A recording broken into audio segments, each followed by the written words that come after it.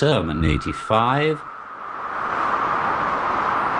about getting ready for the next world and following God's commandments.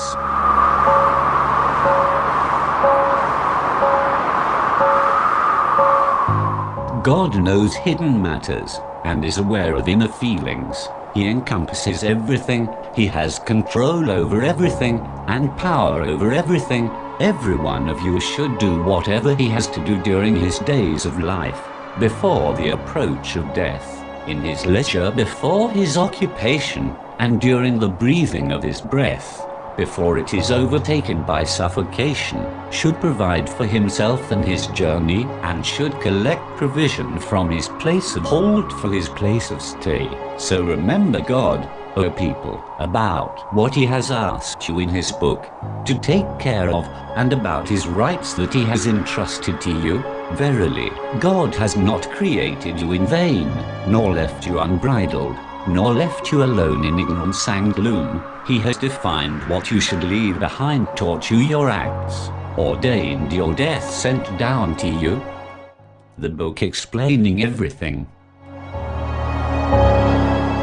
and made his prophet live among you for a long time, till he completed for him and for you the message sent through the Qur'an, namely the religion liked by him, and clarified through him his good acts and evil acts, his prohibitions and his commands.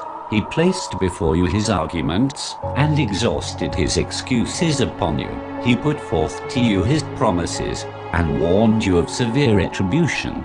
You should therefore make full atonement during your remaining days, and let yourselves practice endurance in these days. These days are fewer as against the many days during which you have shown obliviousness and heedlessness towards admonition. Do not allow time to yourselves, because it will put you on the path of wrongdoers, and do not be easygoing, because this will push you towards sinfulness. O creatures of God, the best advisor for himself is he who is the most obedient to God, and the most deceiving for himself is he who is the most disobedient to God. Deceived is he who deceived his own self. Enviable is he whose faith is safe.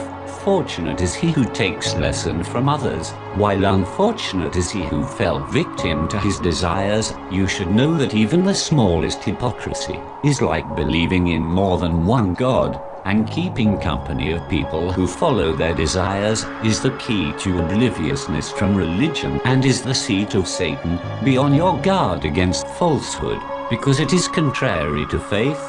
A truthful person is on the height of salvation and dignity, while the liar is on the edge of ignominy and degradation.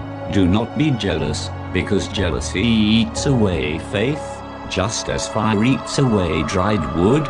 Do not bear malice, because it is a scraper of virtues, and know that desires make wit forgetful, and make memory oblivious. You should falsify desire, because it is a deception, and he who has desires is in deceit.